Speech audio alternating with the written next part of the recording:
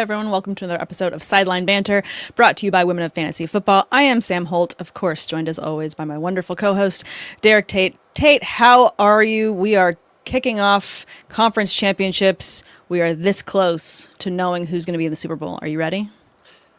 Oh, I'm pretty close to ready. Sam, we've been recording together for like 6 years, something like that?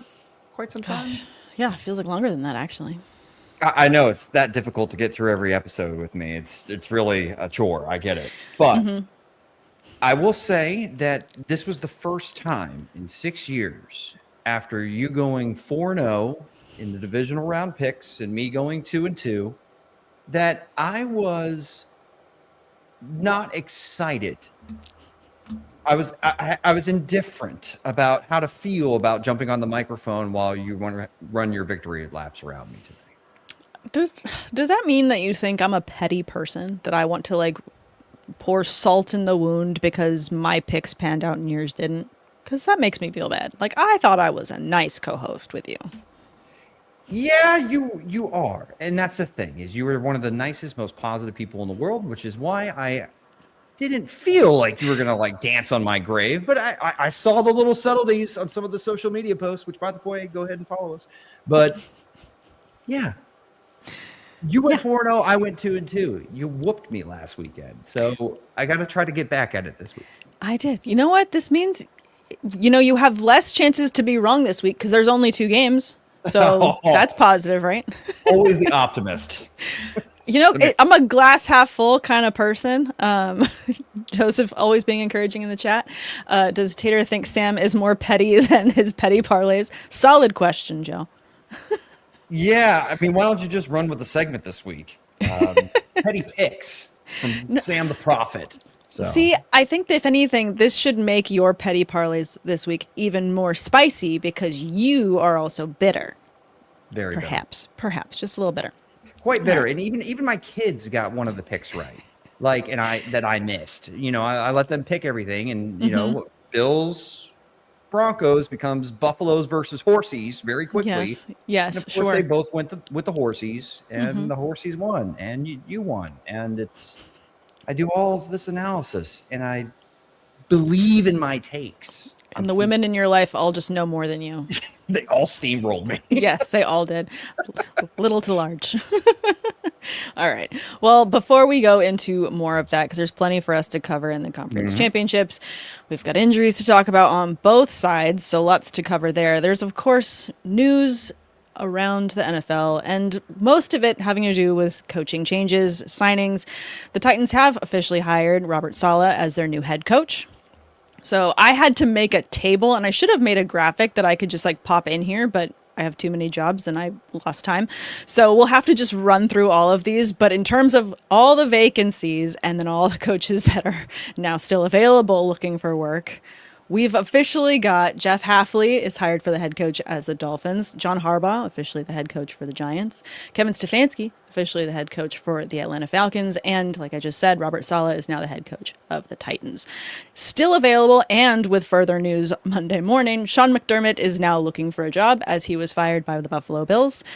Ravens still looking for a head coach. Browns, Cardinals, Raiders, and Steelers. Although, after watching the college football playoffs and the championship last night, pretty sure we all just saw the Raiders' #1 quarterback have a wonderful win. So at least there's that for the Raiders. They've got that going for them. The #1 pick and Tom Brady, and just salivating over Mendoza's performance in that game. So pretty awesome. It's more so Mendoza's answers that I think get Tom Brady probably juiced up, right? I mean, he's just so sweet and endearing. And he's just, talk about someone that's just happy to be there. He is absolutely happy to be there. I think it's going to be an interesting dichotomy of his personality against Raider Nation, but maybe, it's like salty, sweet, sweet and sour. It could go together. So who knows? I think it could end up being a perfect fit. Well, we'll definitely see how the rest of the draft process plays out. But I mean, Dante Moore returning to Oregon certainly feels as if Mendoza is the runaway 101, and the Raiders have a glaring need at quarterback. So it certainly makes sense, and I think it's a foregone conclusion unless something wacky happens that Mendoza is probably going to be the #1 overall pick. But Sam, I know that we have to talk about. You mentioned Sean McDermott lost his job on. We got to talk about this Bill Broncos game. Yeah, we do. Got to. And Sean McDermott also being fired. Yes. So, first off, I saw on the show headline, Brandon Cooks, was it a catch? What are your thoughts on that?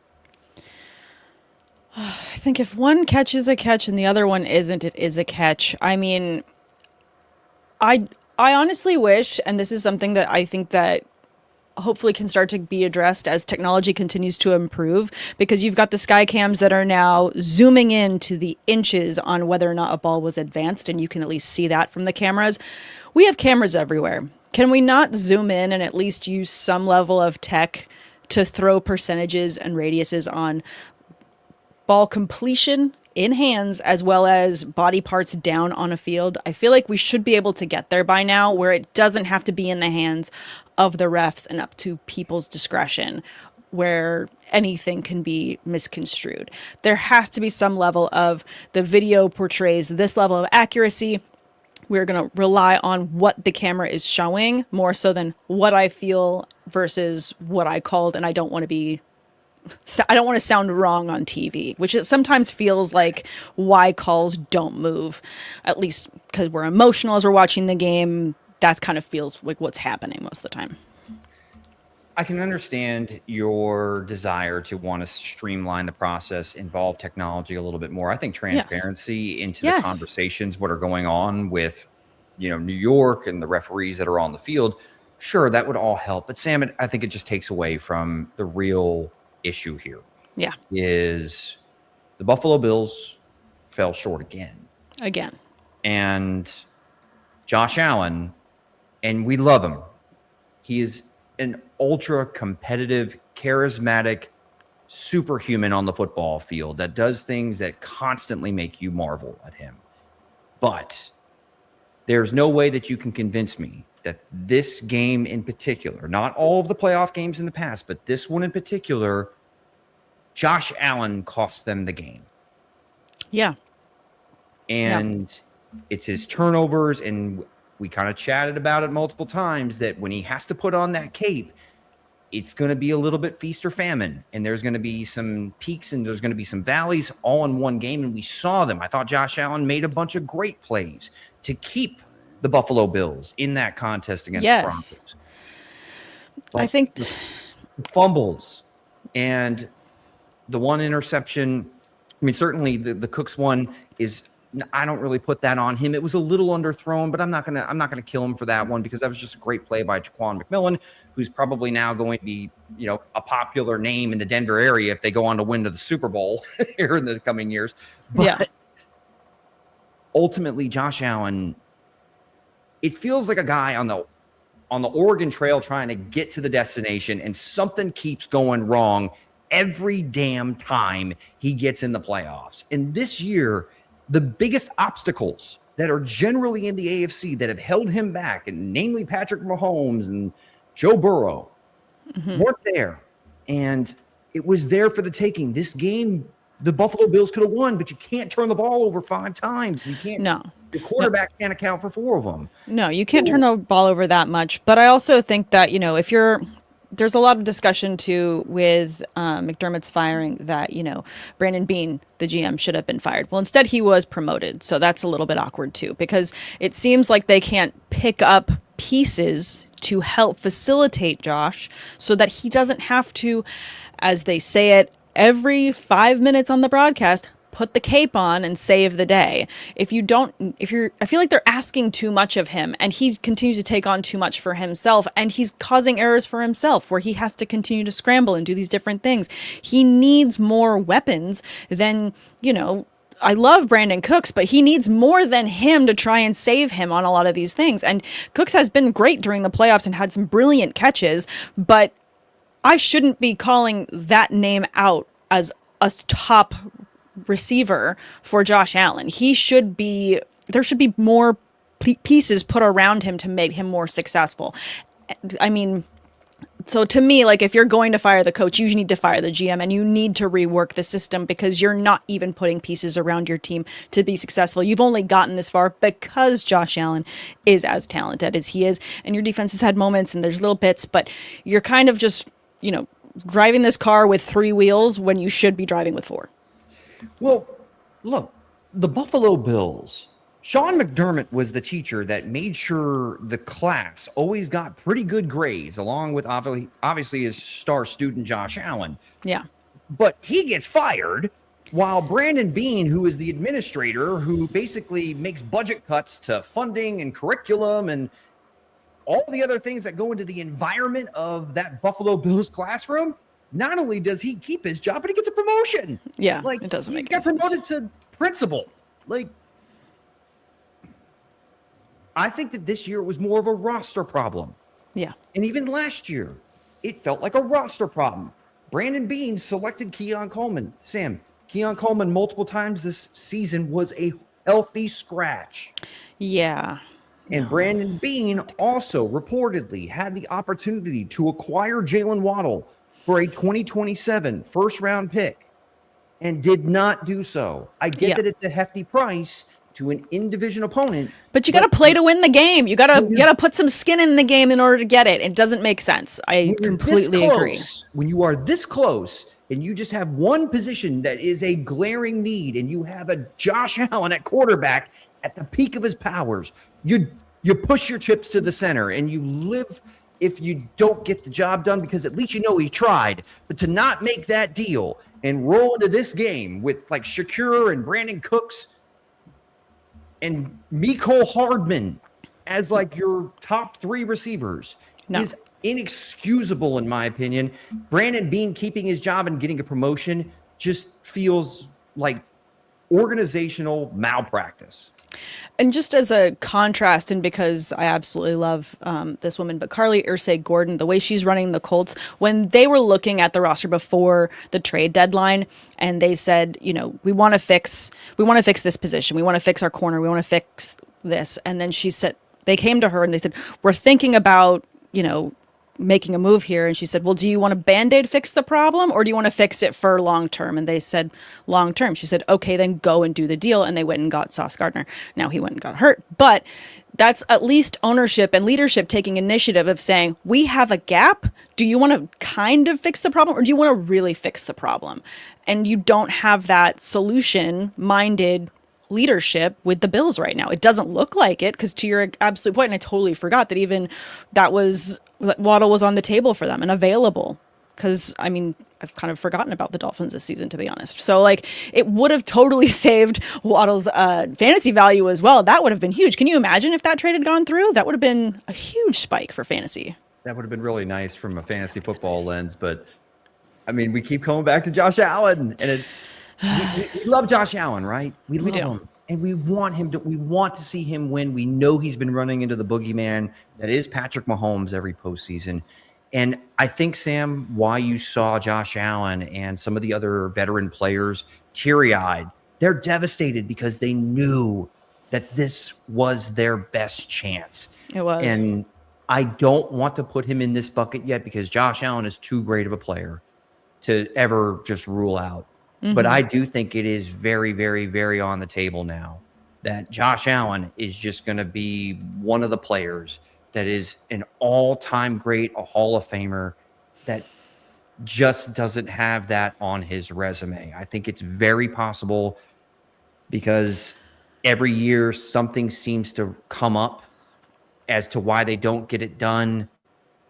And at this point, we have enough data to say, well, he hasn't done it yet. And he had a golden opportunity here, and he let it slip through his fingers. And mostly, he was the person that was accountable, which makes it that much more devastating. As a contrast, and on that same subject, if he just continues to go and not win, and we're highlighting ownership and decision-making on different ends that we feel like could be fixing problems for him, Matthew Stafford, when traded to the Rams, went and won a Super Bowl. So with the right staff and with the right support, he was able to go and do it. Now, the Lions had been rebuilding for a long time up until that point. They are still doing a much better job rebuilding under the Dan Campbell era than they have in the past. But Stafford couldn't wait long enough for all of that. And the Rams were in a position where they said, we need to get someone who can get the job done right now. At the time, Jared Goff wasn't doing that for them. And they went and made that move. Is this something, it's like way too hot of a take to say like Josh Allen gets traded or a team tries to trade for him. But is this something where he's going to be with a team for so long that he's the face of the franchise, like Stafford was for the Lions, that they have to have this awkward breakup where he goes and wins somewhere else? I don't think so, because you've seen Josh Allen have so much more success than Matthew Stafford ever did in Detroit. Like, Allen has won an MVP. Stafford is hoping to win one, his first, this season. So I think there, to be no disrespect to Stafford, I do think that there are tiers to this. And Allen just wanted to point it out as like sometimes a new thing, because environment does a lot too. Having the right pieces around you changes a lot, and I do feel like that's part of the conversation. You can also say the same thing. Tom Brady is greatest of all time, but he was able to move from the Patriots to the Bucs and win a Super Bowl. I do think there's something to say about leadership and the organization making moves to show that they're behind a player. Like, even though, the Ravens parted ways with Harbaugh, over the years, they've done so many things to give and try and give opportunities for Lamar to have weapons so he can be successful. Talk about organizations building around your guy. You have Josh Allen, who can run through people, throw a cannon, but you don't want to give him like weapons? Like, that doesn't make any sense to me. Well, it's not just the fact that they haven't gotten him any weapons. It's that Brandon Beane's been a part of the process. So get rid of him. That's the problem. I'm 100% with you, which is why it's like, okay, if you don't think it's working with McDermott and there's a ceiling on him, maybe like there was with Tony Dungy in Tampa Bay, with that that late 90s, early 2000s defense where they just kept getting close, but they couldn't get over the hump with Tony. And you just think, okay, we just need a new guy in here because McDermott, maybe he coaches a little bit tight, right? If you think there's a ceiling with him there, that's fine. But to overlook that Brandon Beane, since his tenure with the Bills, has drafted just 3 Pro Bowlers, James Cook, Josh Allen, and Dawson Knox, if you want to go ahead and count that. Sure. To me, that is an indictment, and certainly worth, if you're going to tear it down and how much winning McDermott has done as the coach with the groceries you've given him. Yes. Like, how does Brandon Beane not be held to the same standard, even though I can make an argument he's done a worse job than McDermott has done? That's all. Yeah. No, I agree. Well, let's quickly go over some of the other games because there were some amazing plays. That one throw from Caleb Williams to Cole Kmet was absolutely wild. The Bears were doing everything they could. And even though I picked the Rams to win, I mean, there was a part of me that was like, I'm not going to be mad if I lose this one because the Bears were just playing so well that game. Despite the really cold, which didn't seem to bother anybody except for everyone else that was watching the game, and that was their life. Well, it's my life right now, kind of, but not quite Chicago cold here in Virginia. But, Sam, that game played out far different than I expected. The Bears defense played their best game of the season. Yeah, they were phenomenal. They showed up. They made Stafford uncomfortable. Really, they didn't get a whole lot going on the ground. Devontae Adams, Sam, was a ghost. He was virtually made no impact in the game through the first 3 quarters. He made one catch in the 4th quarter, and I think 1 catch in overtime. It was a great catch, but still, the Bears defense showed up in this one. And I even thought Caleb Williams and the offensive line looked pretty darn good at times. Yeah. But the accuracy issues, the putting the ball in harm's way was something that basically kept this thing really close throughout the entire contest. Matthew Stafford played a cleaner game than Caleb Williams did. But my goodness, Sam. Yeah. In Madden, when you take your quarterback and you sprint 20 yards in the wrong direction and you heave it up, it never works. And somehow, in this moment, with the season on the line, it lands in the chest of Cole Kmet, and the place erupts, and somehow the Bears go full Chicago Bears. In the overtime period, it looks like they have all the momentum. They're starting to drive. And then there's a miscommunication between DJ Moore and Caleb Williams on that final interception, which gave the Rams the ball. They get it. Bears never see it again. They end up going home. Yeah. A wild game. An absolutely wild game. And to your point, Stafford playing a pretty darn clean game. He was sacked 4 times. So going back to you saying that, there was pressure consistently on Stafford throughout that game from the Bears defense, who were also phenomenal. I think it was obviously the interceptions that really kind of put it away, I think, for the Rams, and kept them in the game from some decisions that, didn't need to be made. And I think it was McVay himself that said after the game, he's like, I need to be coaching better next week. Like, it was the players that kept us in this more so than I did, which I think is also, good. It's great when the coach can be, accountable in media as well, and, give props when they're due to the team that keeps him in it and these different things. I love that personally. But, Kobe Durant, 2 interceptions, Cam Curl, another interception. Yeah. I mean, those were phenomenal plays that, when you're playing in those conditions and you are the away team, that's what injects your offense to go out and continue to push the ball downfield. So that was really what did it for them. And Chicago's been great at interceptions all season long. This was one game where they didn't get any. That could have been one other thing that would have helped them if they could have just done a little bit more on that end. But man, I think Bears fans, it was heart-wrenching to see them, after the game, but also you gotta be excited if you're a Chicago fan to know that this is the caliber that you're dealing with going forward, and knowing that this is how much you were able to build in a season and how much Caleb improved. I mean, his confidence on the field looked so much different this season than last. So going into year 2 with Ben Johnson, you gotta be excited. There's a lot of room for optimism for the Chicago Bears entering the 2026 season. Caleb Williams, watching him play, while some of the footwork and playing on time, some of it drives you nuts because it's so inconsistent. But obviously he does some brilliant things that basically is reserved for either Josh Allen or Patrick Mahomes as far as athleticism and, arm talent. He's so much fun to watch. Sam, it's like a student that is smart, and he can, he just kind of coasts through some of it, it looks like, and he looks like he's maybe not taking it seriously or not always, but always fully dialed in. But you hand him a Rubik's Cube and he solves it in 2 seconds. There's just a level of brilliance to some of what he's able to do that if he ever is able to put it all together, and I do think that Ben Johnson will probably be able to crack that code. Oh, yeah. Bears could be very, very, very dangerous. I think better days are ahead in Chicago. Absolutely. It's got to put a lot of fear in that division as well. I think seeing the success that they've had and what they're able to build on, and other teams, Packers fell short. I think a lot of people feel like Love is not the answer. JJ McCarthy injury for the Vikings there, absolutely brutal. Yeah, I just think there's a lot of hype and excitement behind the Bears right now, and that's not something this division ever wanted to hear. Yeah, I'm pouring one out for y'all, Chicago. Yeah. And Josh Allen. And Josh We'll Allen. see you And later. Brock Purdy. We're not even going to talk about CJ Stroud and Brock Purdy, you guys too, though.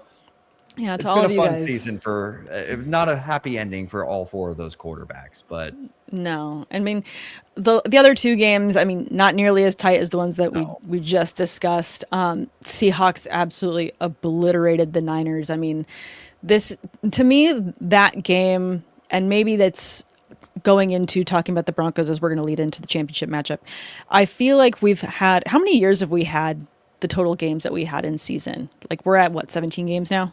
Mm-hmm. So how many years has it been with the 17 game format? And the expanded playoffs. I mean, I think it's and been the 3 expanded years. playoffs. 3 years. Do you feel like, I mean, we're going to put on the other side of late 30s.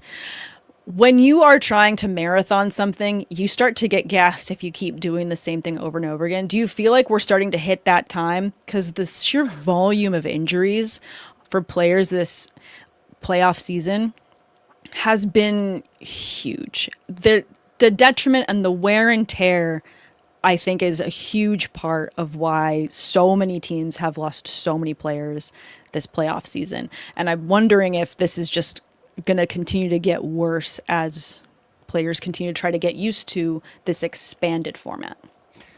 I think attrition's always a part of football. Adding an extra game is always going to just increase the odds that somebody can get hurt. So yeah, I mean, it's not entirely impossible for more of these catastrophic injuries to be more frequent in the modern NFL. So I'm with you. I just don't think that there's really going to be anything that can change it. No, they're not going to go back and shorten the games. It's just something that I thought about where I was like, well, this feels, whenever you're in the moment and there's so many injuries, you're like, this is the most that has ever been because you're in the moment. Right. And part of me is just having that frustration of like, we're asking too much of these players to be putting so much on the line. And we can just go ahead and jump to the Broncos because they will be starting their championship, their AFC championship conference without their quarterback. Bo Nix out with season-ending broken ankle. The fact that he did you watch the post-game interview a second time with him? Because I did, because I was like, where is this broken ankle? Like, where can I see this moment in his face where he knows? And I don't think that the adrenaline had left his body enough to really know that, besides like, oh, well, that kind of stings a little, that it was going to be as bad as it was once he got to the locker room and had that x-ray. Yeah, he looked a little emotional on the sideline as they were able to kick the game-winning field goal. So maybe he knew something was off. Yeah. But, obviously he finished the game. So there was no reason Walked for us off the to field. believe, right.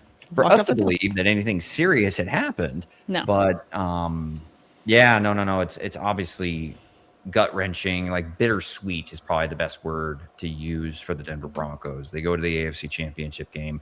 Bo Nix, I thought, played a pretty damn good game, Sam. I mean, he had the one mistake with Deontay Walker, I believe it was, getting the pick as the defensive tackle kind of drops in coverage. Sometimes the quarterback doesn't see that. But, 279 through the air and 3 scores, like against Josh Allen, you'll take that.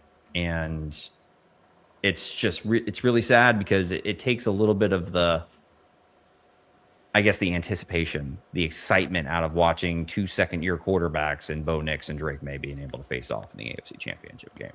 Yeah, well, now we've got Jarrett Stidham to look forward to, which I'm sure that, as a graphic designer, I'm sure the graphics team was like, dang it, we have to throw away all of this work we've been doing to prep for these games. Because that everyone creates things for, if this team wins, we're going to have this ready. So they got to create all new graphics packages. I'm just thinking of the poor graphics designers that have to go in and be like, are we replacing this with Stidham? Or you want me to pick another player? Like, what are we doing? So just part of me is just laughing at that. But, Stidham being in the league for 6 years, he has not played a game for the Broncos this season. Just pulling up the stats, there are none. So we have a very small sample size in terms of what to expect. He played 3 games in 2023. Mm-hmm. Had an interception, threw 2 touchdowns back then. But we really are just not going to know. Is this just going to be riding the vibes on the fact that the Denver defense is as insanely talented as they are, and that's what's going to keep them in this? Or are we about to watch Drake May? Sorry, I'll use his full name. Drake May absolutely destroy the Broncos with what the Patriots have been able to build this season.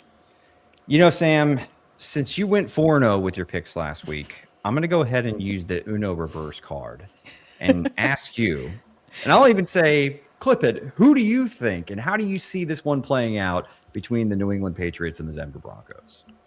I think this is going to be, I think the Patriots are going to win this one. With the way that this defense kept them in the game against Houston and what that team was able to do despite Houston's defense putting a clinic on May, the pressure that he dealt with all game long, and he just kept getting up. He had mistakes. He definitely had some, but that was a brutal defense that he faced, and he was still able to move the ball downfield. With the running game that they have, the success that they have in so many different ways and facets, I just feel like the number of weapons that Drake May has at his disposal and the fact that he's going to be on the field is going to give the edge to the Patriots, and I think that it's going to be a little bit of an uphill climb at the Mile High Stadium for the Broncos. I don't think you're wrong because I've picked against the New England Patriots 2 weeks in a row. and 2 weeks in a row, I have come up empty.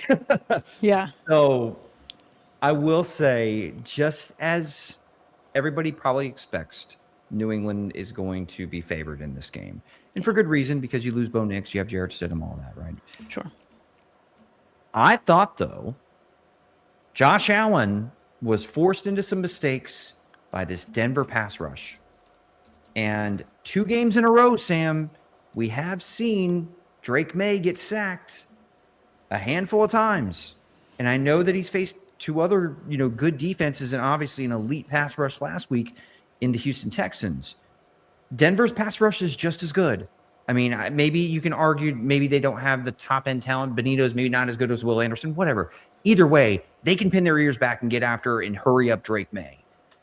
That's how, if the Broncos keep it ugly and force Drake May into some mistakes like they did with Josh Allen, I do see a path where this could get really ugly, and then at home, anything can happen. That being said, though, I don't believe in Jarrett Stidham. Sorry. It's okay. I'm sure he's not going to, I respectfully don't think he's going to listen to the show, but say what you will. But so I have my doubts about him, who has had no playing time this year, Sam, being able to come into this moment against a very good opponent in a defense that's playing really good football. I mean, they've done a great job against CJ Stroud and Justin Herbert in consecutive weeks in the playoffs. Like, tip of the hat to Mike Vrabel and that New England defense. So I'm not confident that Stidham's going to be super efficient through the air. And while I love the offensive line for the Denver Broncos, I don't think that they have a dominant running game right now. So offensively, what am I going to get from them? I don't know. And even if Drake May makes a couple mistakes, I think he's going to be able to overcome those, just because I don't think the Denver offense is going to force New England into situations where they're going to have to feel uncomfortable, because I don't think they're going to be able to score many points. So I'm going to go with the New England Patriots as well.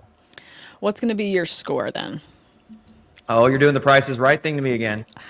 Well, okay, you can see in the chat. I might change my score just depending on what you do. But I'm on your game. Yeah, you've caught what I've been serving. Yes. Okay. So what's going to be the score then? If you feel like the Patriots are going to win, but it's going to be messy, are you thinking it's going to be close? I'm gonna, I just don't think it's gonna be a super high scoring game. I'm gonna say 23-10. Okay. Patriots. Some field goals in there. I could see that. I'm going to go 27-21 Patriots. And just another note for the Broncos, and not that I think it's going to necessarily save the game or change my pick. Broncos are expected to designate J.K. Dobbins to return from IR in preparation for the championship game. Could be good. Which is going to be great. And to your point, the running game is solid. The O-line is solid. Could also lean towards a lower scoring game if they're going to be draining clock with a lot of rushing yards on both sides of the ball. So I do feel like the Patriots walk away with this one, but who knows? I feel like when we both agree on a pick, it's a little bit doomed, but not exactly sure. I know everyone else is also in the boat for, we love Drake May. Everyone loves a double name.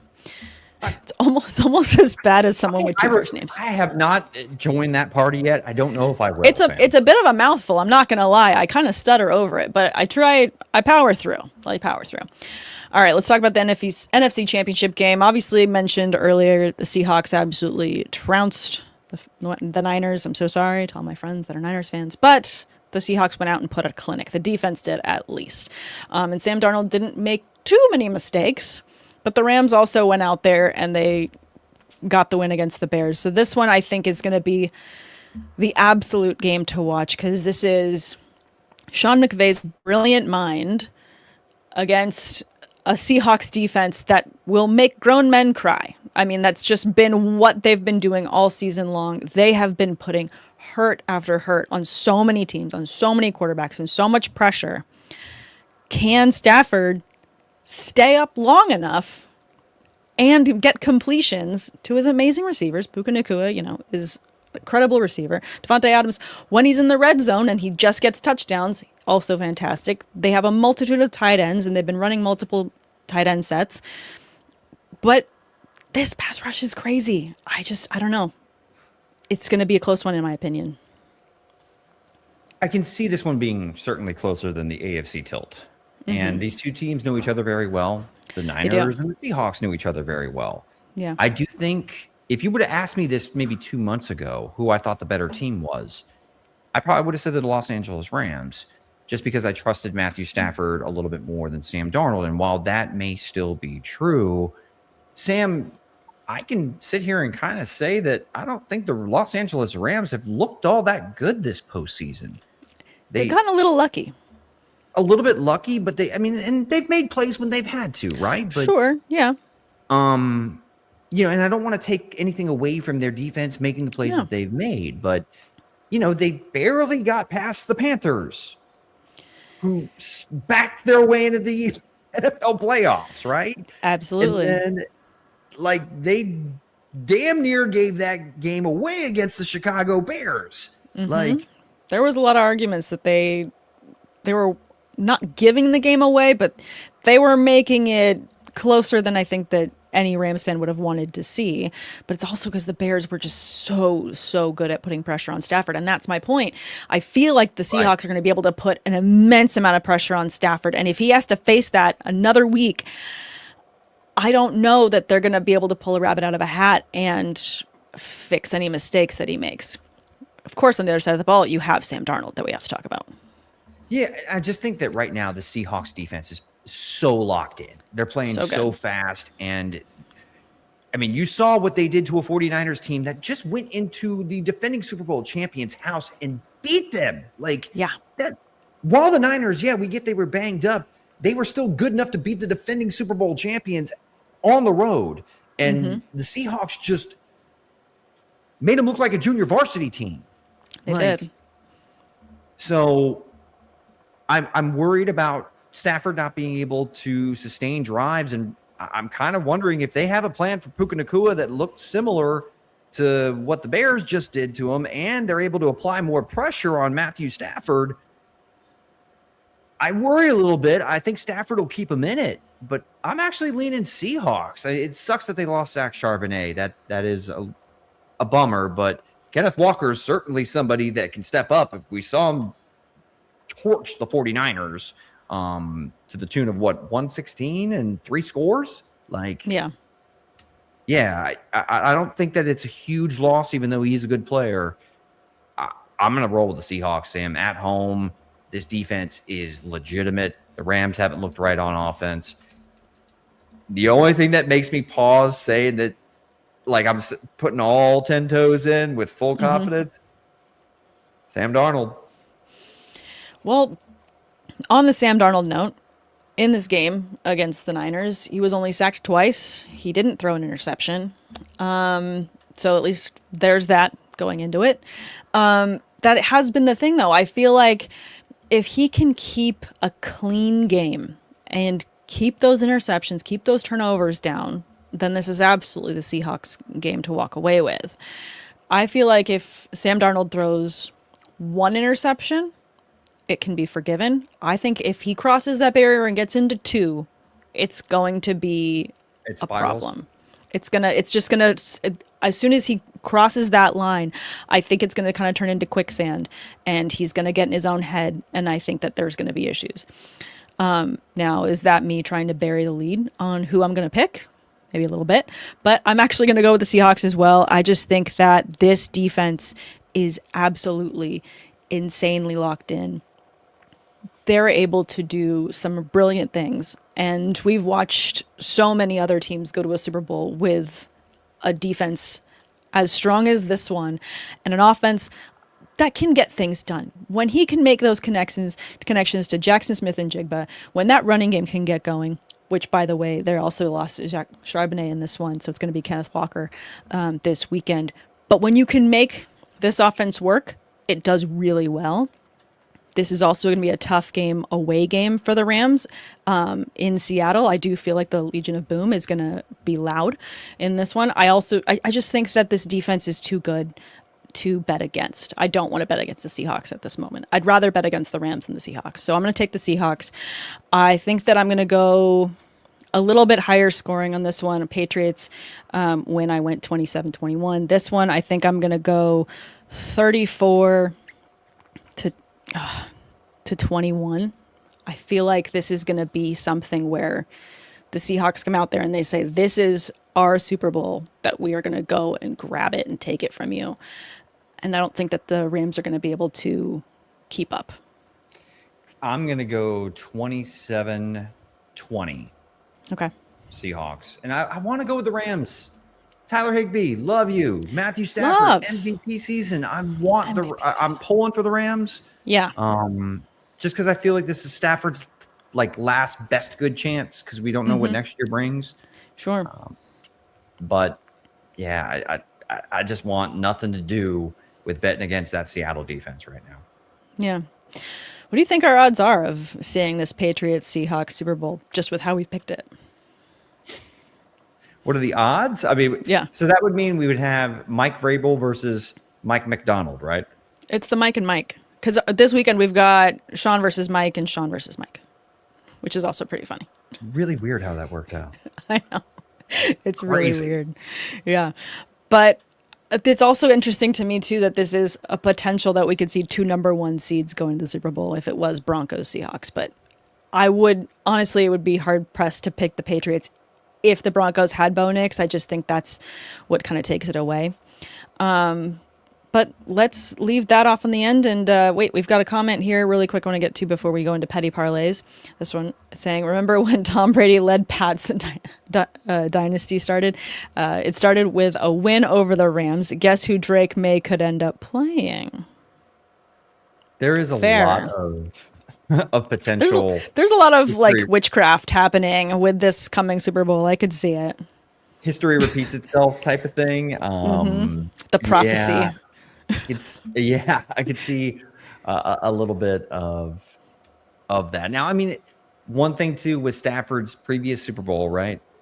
He survived a furious Tom Brady comeback in that 2022 divisional round game. He did. And it felt like all the momentum was with the Tampa Bay Buccaneers, and he was able to, hit Cooper Kupp and get into field goal range and win the game, right? And then Caleb Williams launches and hits this haymaker at the very end of the game to tie it, and they get off the mat, they get off the floor, they survive that one, and they end up going on and winning the Super Bowl. So I still think that the Rams have plenty of juice and they can certainly win this game. But yeah, there are some things, Sam, that maybe the New England Patriots have struck lightning in a bottle twice, and it feels really unfair to the rest of the NFL. It's not fair. It's not fair. I'm still waiting, but I'll leave my Steelers fandom to the side. This comment from Joe is pretty amazing, though. A positive thing to look at going into this weekend, Tate. As Joe puts it, at least you guys choosing the same picks this week. There is no way Sam can rub it in your face, Tater, if she sweeps this week. Joe, you cracked my code. As long as I just pick the same teams as Sam, there's no way that I can lose against her. So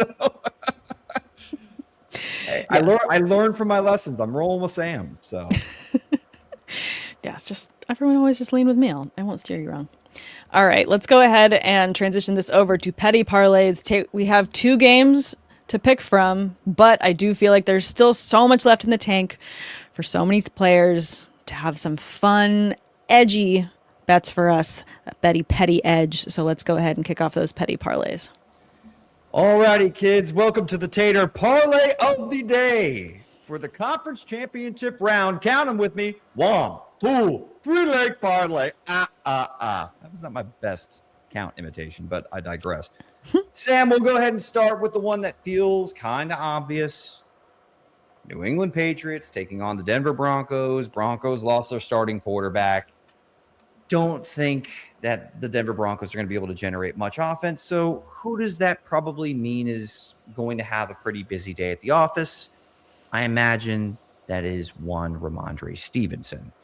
So Stevenson has been the preferred early down bell cow ball carrier through the first 2 playoff games. I see no reason why that's going to change.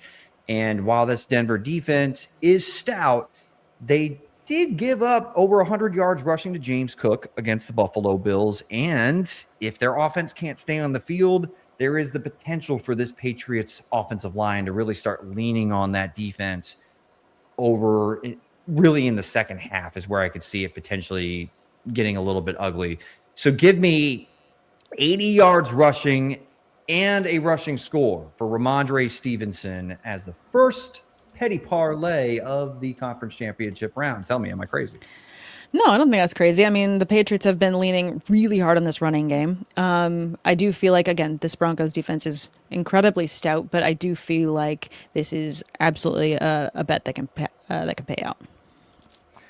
So we will move on to the NFC Championship game. And this one I feel is going to be a little bit more competitive, and we both have kind of semi-close scores for this contest. But one thing that is for sure is that Zach Charbonnet already mentioned that he has torn his ACL. He's going to be out indefinitely. We wish him a speedy recovery, but that just means probably an expanded and feature role for Kenneth Walker III.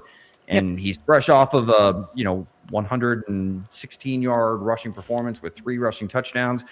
Also, last time these two teams, the Rams and the Seahawks, faced off, Kenneth Walker had 100 rushing yards and a score. And he even scored in the previous matchup before that. I think he only had 67 yards rushing, but also found the end zone in both contests.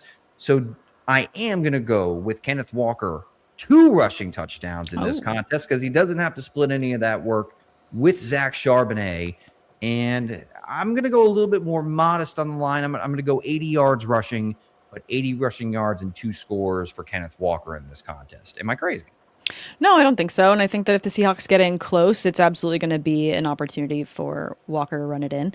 I think that's very realistic. I'm excited for this last one, though, because I feel like there's a solid petty edge to this last player that I'm seeing in the notes. Yeah, Sam, we have to always try to slip in a petty narrative line. If you we will. like the drama. Yeah. Give me the tea. Because there's tea with this one. There isn't not. There's a little bit of tea with this one. And this past offseason, we've already kind of talked about Cooper Kupp. Let go. They brought in and paid Davante Adams. Mm-hmm. Adams had an outstanding season and looked better than Cooper Kupp. The thing is that Cooper Kupp's going up against his former team in this big matchup with his new team. And you think that what better way to potentially prove a point that, hey, you guys made a mistake bringing in Davante Adams and letting me go, right? Former Triple Crown winner at the receiver position in 2021. Yeah. Go ahead. I'm not projecting a throwback Cooper Kupp performance, but I do think he's going to be involved in this contest and solid and a reliable check down option if they decide to go ahead and roll coverage over to JSN to kind of limit his impact. So give me 4 receptions, over 50 yards receiving, and a receiving score, Sam. Ooh. For Cooper Kupp. Cooper Kupp. I like it. That's a fun one to me. That's the kind of petty bitterness that I want in my bets when I'm looking at like who's going to spitefully go out there and score just because they want to prove a point. I'm a fan. Yeah, it took a while for us to get there. We're running out of players that are playing, against their former team, but we do have one. This is a solid one. This is a solid one. No, this one ticks all the boxes, of the bad breakup and new scenery. It's still competitive. Like it does all the things for us. So solid petty parlays, Tate. Yeah, thanks. Good luck this week, kids. I won't repeat the count, imitation because it was pretty poor first time. So let's just get down to business. Good luck this week. All right, let's end the show this week with this question in the chat from Donnie. Do you guys like when teams with bad quarterbacks win the Super Bowl, like Sam Darnold might do because other teams are so good?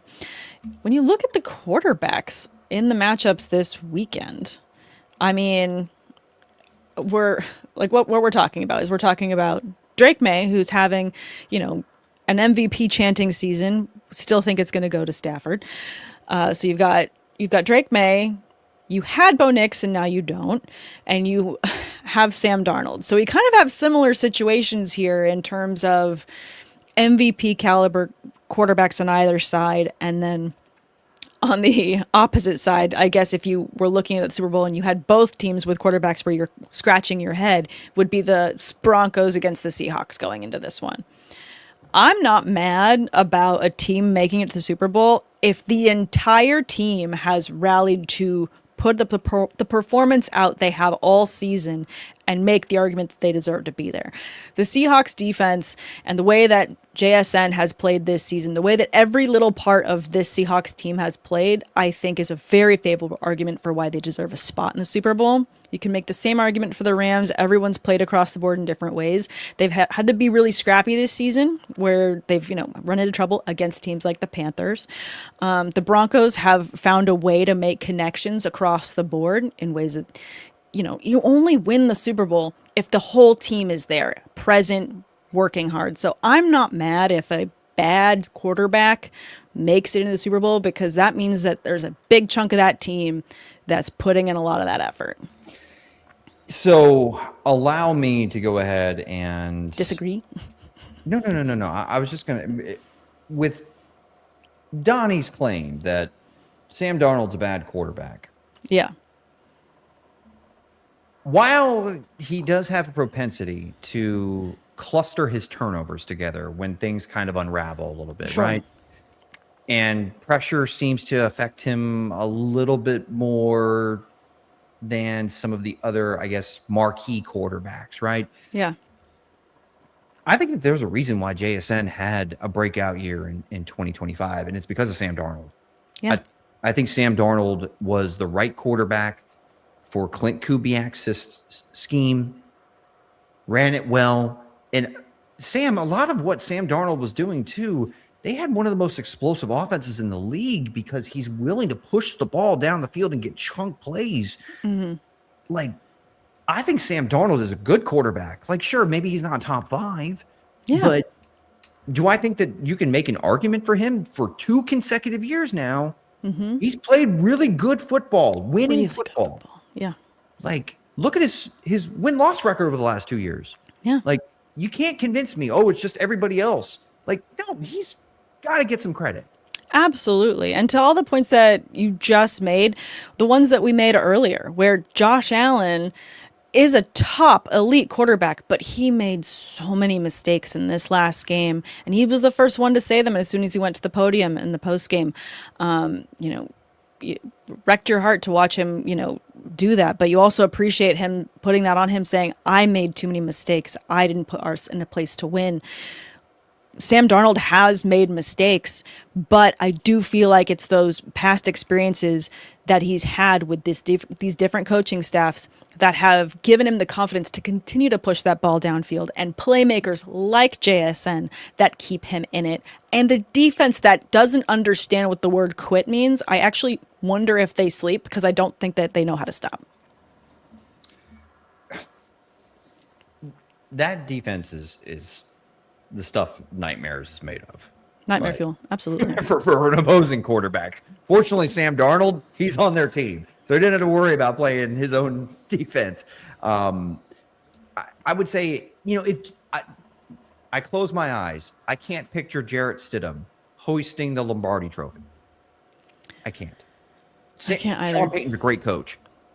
That would be, like, to Donnie's point, that would be something like, damn, I mean, Jarrett Stidham won the Super Bowl? Like, yeah, that would shock the living hell out of me. That would be absolutely shocking. Crazy. But hey, I mean, if Sam Darnold wins the Super Bowl, at this point, I would not be shocked at all. And I wouldn't even be upset about it. I'd actually think that would finally give him the resume to potentially finally start silencing some of those haters who are doing everything they can to invalidate his success in Seattle and Minnesota. 100% agree. Well, we're going to find out who's going to the Super Bowl this coming weekend. And guys, make sure that you tune in next week as we'll be covering the 2 teams that are going to the Super Bowl.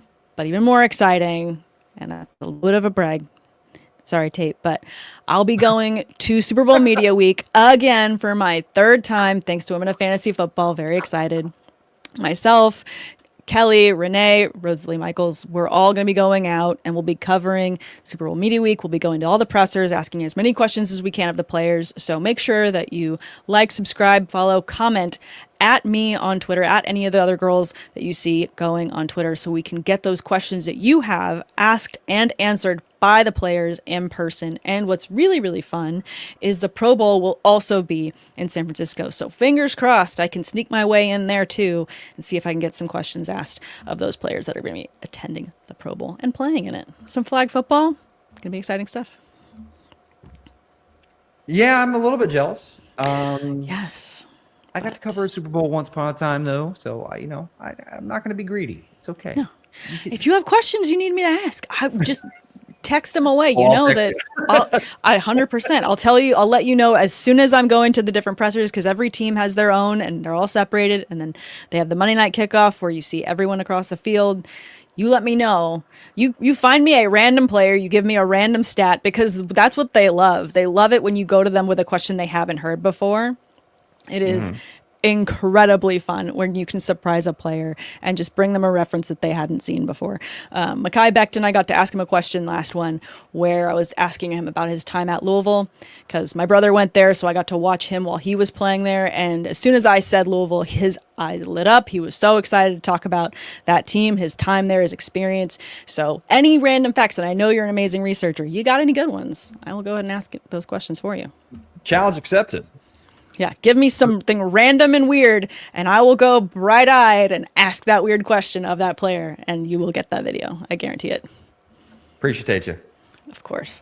All right, guys, make sure you like, subscribe, follow. Again, big thanks to Women of Fantasy Football and Club Fantasy for hosting Sideline Banter. We really appreciate them. And we will see you guys next week as we preview the Super Bowl. Have a good one.